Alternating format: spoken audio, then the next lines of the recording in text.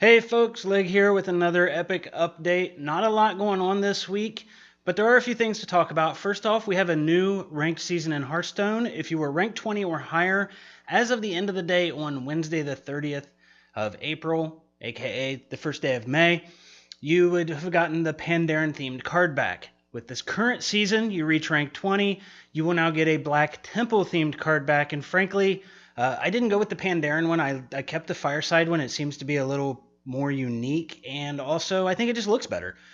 However, this Black Temple one is pretty cool looking, and I just hit rank 20 this morning. Haven't been able to play much since the new season started.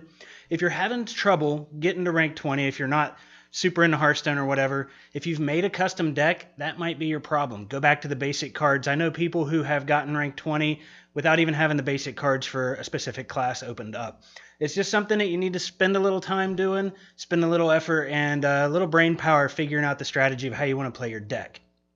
Moving on, some classic games from Blizzard have just become available for free. Well, if you go to your account management page and download game clients, you can get the Lost Vikings and the Rock and Roll Racing game clients. It comes with a little DOS box thing for it to run because those are DOS games and they don't really work in pretty much anything beyond Windows 2000. I'm not even sure if they would have worked there.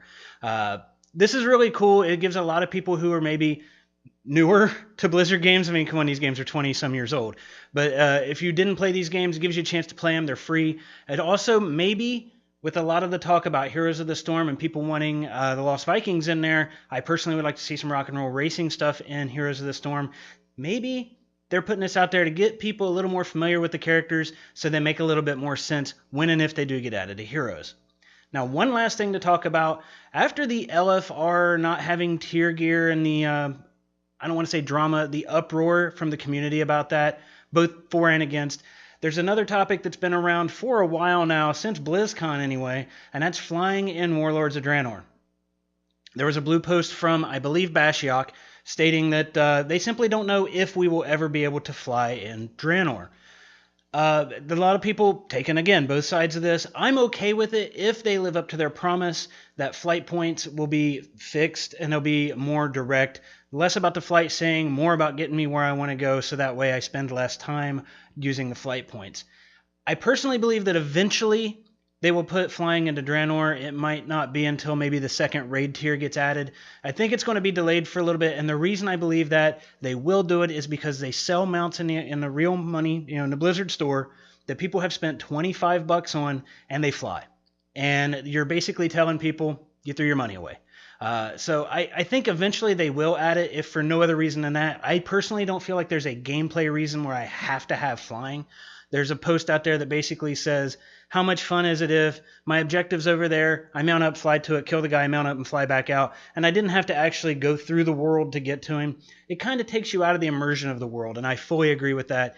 Hopefully the flight points work out the way they have kind of promised they will, but they did say we won't know. They won't know until we get into more public testing. Right now it's all internal. Once we get a beta client out and they get some data, more of us get to play the game, they get some feedback and just kind of see how things work, then they're going to make their decision.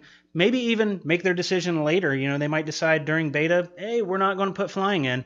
And then about 6.1 or 6.2, they might be looking at their data and think, maybe we should put flying in.